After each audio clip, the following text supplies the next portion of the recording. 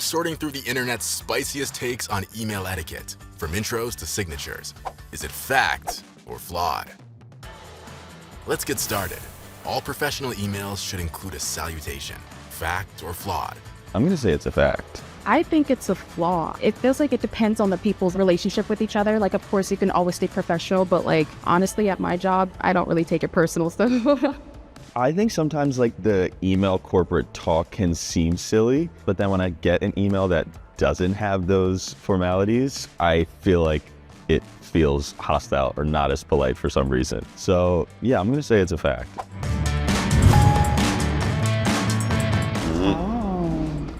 While it might sound old-fashioned, it's considered good etiquette to include a salutation in an email.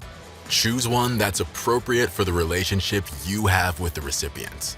The corporate lingo is just necessary to set the tone, and then afterwards, if they become more casual, then you kind of follow suit. But I think initially, I think it's important. Sending emails outside of traditional work hours is perfectly fine and shouldn't be considered rude or annoying. Fact or flawed? flaw. I would get so upset if someone sent me an email after 5 p.m. Like, that's the time where I completely shut off. I guess just focus on my personal life and everything like that. If I see an email after 5, I'm annoyed. The send later function has saved me because like sometimes I either don't have motivation to email someone in the middle of the day, but then I remember something or I have it. So that's like at 7 p.m. I'll send it and then do it to send later at 9:06 or something like that. Because of the emergence of work from home and cross-regional teams, it's not unreasonable to see more people using that flexibility to catch up on emails. That said, be mindful of your recipient's boundaries and never expect an immediate response to an after-hours email. Definitely. Thank God my boss doesn't do that. But yeah. Yeah, I would think if my boss did email me past work hours, there'd be a problem and I would feel the need to answer right away. And I feel like I would have appreciated it in the morning. Our next hot take is, people should stop replying all on company-wide emails. Fact or flawed? Fact. Yeah. Because it's so annoying, but you know what? I've been there, but I just hope that it's an accident. The people that do it on purpose. I think it might be an accident. I think some people might not just be like as technologically savvy. Yeah, we'll give them that grace. Yeah. But it's definitely frustrating when they do that, so. Supervisors encourage employees to stop replying to company-wide emails and listservs so they can focus on their most important emails. Reply all emails are best reserved for messages that will have a direct impact on your colleagues. Otherwise, save that funny joke for a more casual space, like Slack or Teams chat. Here's our last hot take. Images and email signatures make you look unprofessional. Fact or flawed? I feel like it depends on how pixelated the picture is, if it looks nice, if it looks professional.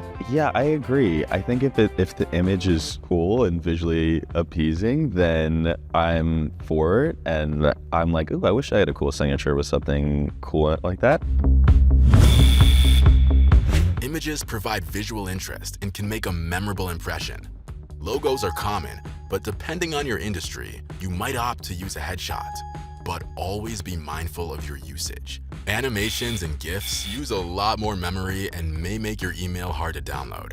I think it's a high risk, high reward though. I think it has to be in good taste and it's a fine line you skip, but That's true. But high risk, high reward. Lightning round, fact or flawed?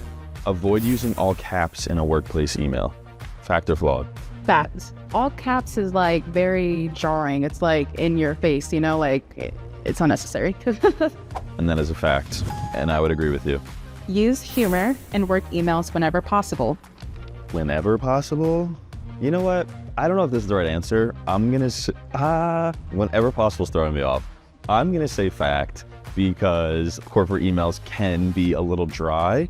So I will appreciate maybe a little joke, maybe a little LOL. Flawed. Yeah, just as I expected. Ready for your last question? Yes. When pressed for time, it's okay to skip the subject line. No, I think the subject line definitely, it allows the person to know exactly what's in the email, like a quick summary of what is about to be like talked about or explained. It is flawed, so you're correct. Thanks.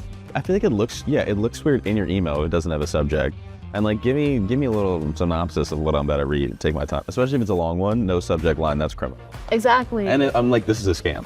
Yeah. Yeah. Yeah.